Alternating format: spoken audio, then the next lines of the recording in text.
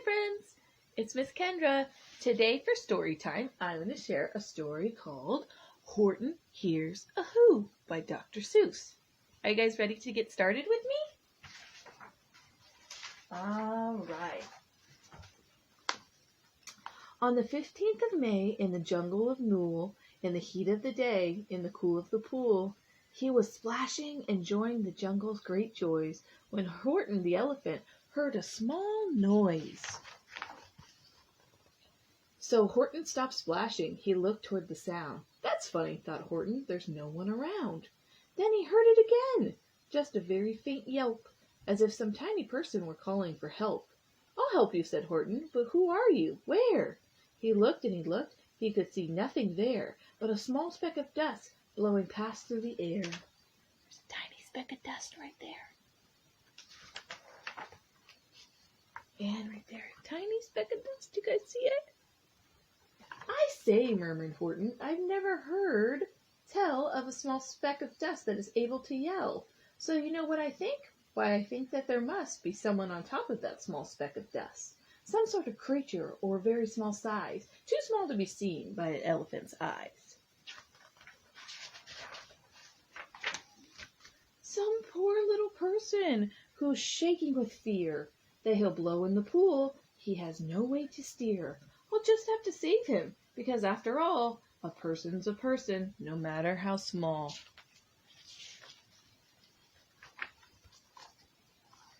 So, gently and using the greatest of care, the elephant stretched his great trunk through the air, and he lifted the dust speck and carried it over and placed it down, safe, on a very soft clover.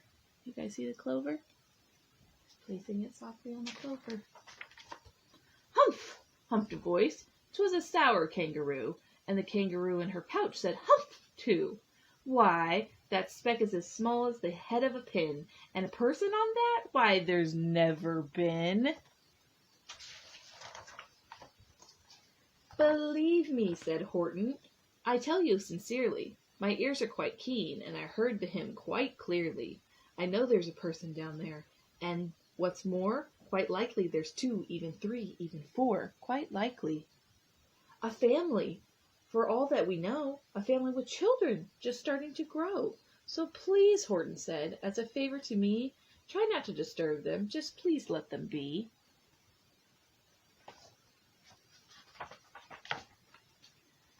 I think you're a fool, laughed the sour kangaroo, and the young kangaroo in her pouch said, me too.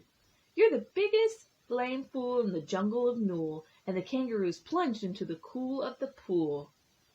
What terrible splashing, the elephant frowned. I can't let my very small persons get drowned.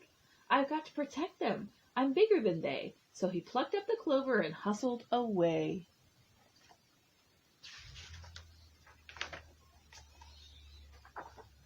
Through the high jungle tree tops, the news quickly spread. He talks to a dust speck. He's out of his head. Just look at him walk with that speck on that flower, and Horton walked, worrying, almost an hour. Should I put this speck down? Horton thought with alarm. If I do, these small persons may come to great harm. I can't put it down, and I won't. After all, a person's a person, no matter how small.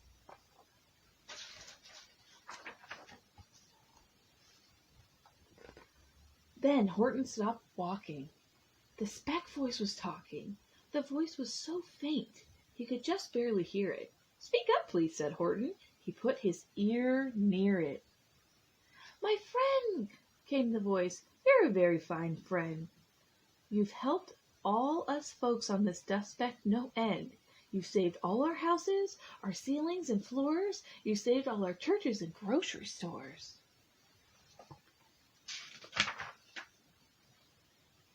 Look at their town. You mean, Horton gasped, you have buildings there too? Oh yes, piped the voice, we most certainly do. I know, called the voice, I'm too small to be seen, but I'm mayor of a town that is friendly and clean. Our buildings to you would seem terribly small, but to us, who aren't big, they are wonderfully tall. My town is called Whoville, for I am a Who, and the Whos are all thankful and grateful to you. And Horton called back to the mayor of the town, "You're safe now, don't worry. I won't let you down."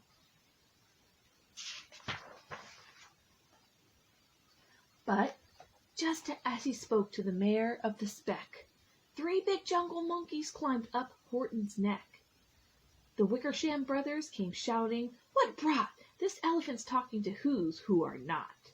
There aren't any who's, and they don't have a mayor, and we're going to stop all this nonsense. So there." Oh no, what are they going to do? They snatched Horton's clover. They carried it off to a black-bottomed eagle named Vladdy Cough, a mighty strong eagle, a very swift wing, and they said, "Will you kindly get rid of this thing?" And before the poor elephant could even speak, the eagle flew off with the flower in his beak. You guys see the eagle? There.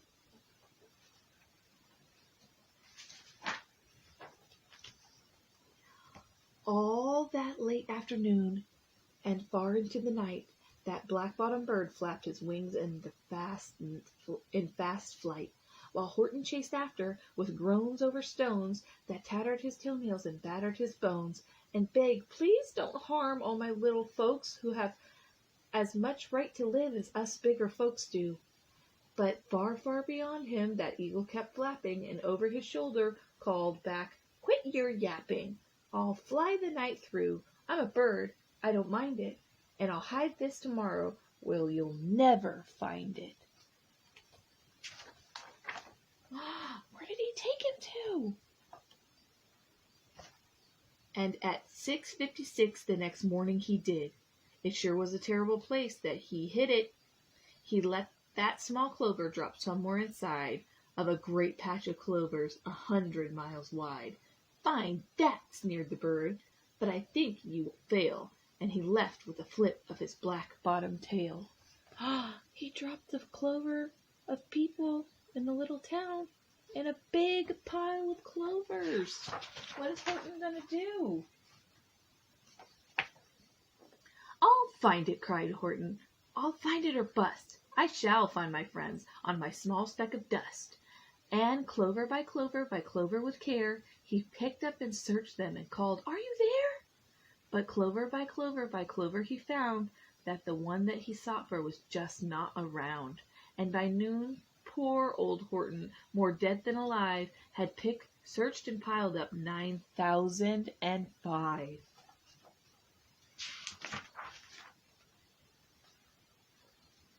Then, on through the afternoon, hour after hour, till he found them at last on the 3,000,000th flower.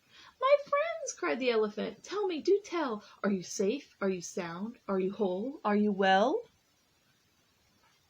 He finally found them. From down on the speck came the voice of the mayor. "We've really had trouble, much more than our share. When that black-bottomed birdie let go and we dropped, we landed so hard that our clocks have stopped. Our teapots are broken, our rocking chairs smashed, and our bicycle tires are all blew up when they crashed. So Horton, please," pleaded that voice of the mayor's, "will you stick by us who's while we're making repairs?" "Of course," Horton answered. "Of course I will stick. I'll stick by you small folks through thin and through thick."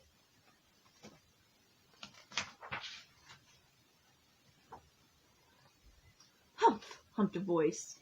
"For almost 2 days you've run wild and insisted on chatting with persons who never existed. Such carrying on in our peaceable jungle. We've had quite enough of your bellowing bungle. And I'm here to state," snapped the big kangaroo, "that your silly nonsensical game is all through." And the young kangaroo in her pouch said, "Me too."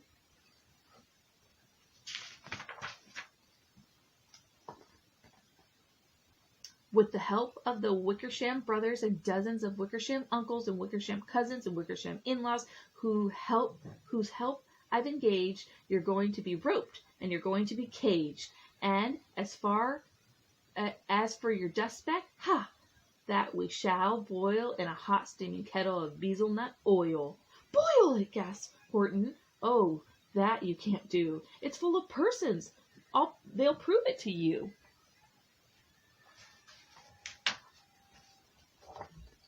Mr. Mayor, Horton called. Mr. Mayor, you've got to prove now that you really are there. So call a big meeting, get everyone out. Make every who holler, make every who shout, make every who scream. If you don't, every who is going to end up in a bezelnut stew.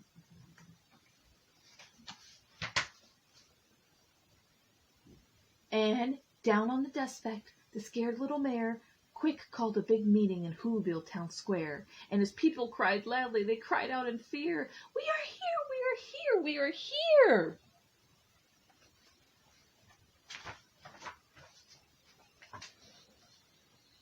The elephant smiled. That was clear as a bell. You kangaroo surely heard that very well. All I heard, snapping the big kangaroo, was the breeze and the faint sound of wind through the far distant trees. I heard no small voices, and you didn't either. And the young kangaroo in her pouch said, "Me neither." Uh-oh. What are they doing to Horton?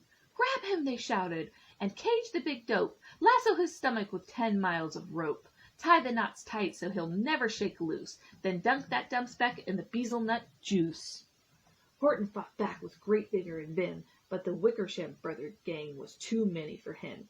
They beat him, they mauled him, they started to haul him into his cage, but he managed to call to the mayor, "Don't give up. I believe in you all. A person's a person, no matter how small. And you very small persons will not have to die if you make yourselves heard. So come on now and try."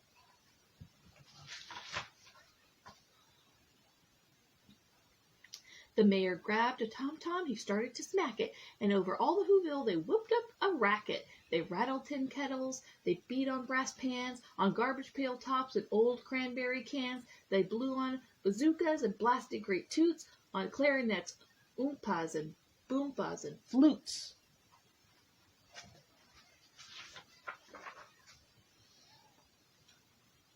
Great gusts of loud racket rang high through the air. They rattled and shook the whole sky.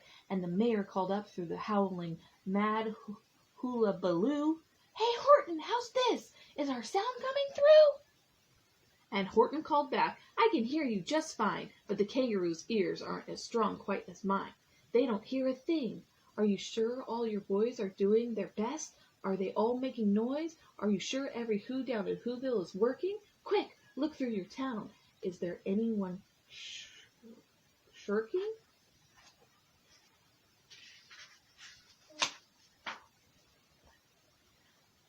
Through the town rushed the mayor from the east to the west, but everyone seemed to be doing his best. Everyone seemed to be yapping and yipping. Everyone seemed to be beeping and bipping. But it wasn't enough. All this ruckus and roar, he had to find someone to help him make more. He raced through each building. He searched floor to floor. And just as he felt he was getting nowhere and almost about to give up in despair, he suddenly burst through a door, and that mayor discovered one shirker quite hidden away in the Fair Fox Apartments, apartment 12J. A very small shirker named Jojo was just standing and bouncing a yo-yo, not making a sound, not a yip, not a chirp, and the mayor rushed inside and he grabbed the young twerp.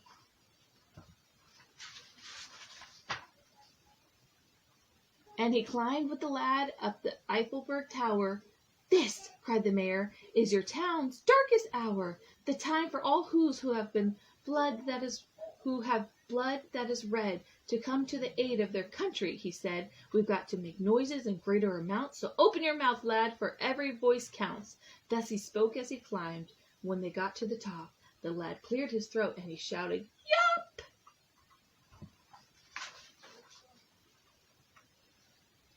And that yop, that one small extra yop, put it over. Finally, at last, from that speck on that clover, their voices were heard. They rang out clear and clean, and the elephant smiled. "Do you see what I mean? They prove they are persons, no matter how small, and their whole world was saved by the smallest of all." "How true! Yes, how true," said the big kangaroo. "And from now on, you know what I'm planning to do? From now on, I'm going to protect them with you." And the kangaroo in her pouch said... What do you think the kangaroo in her pouch said? Me too. From sun in the summer, from rain when it's fallish, I'm going to protect them, no matter how smallish. The end. I hope you guys enjoyed reading Horton Hears a Who with me by Dr. Seuss. Bye, friends. See you soon.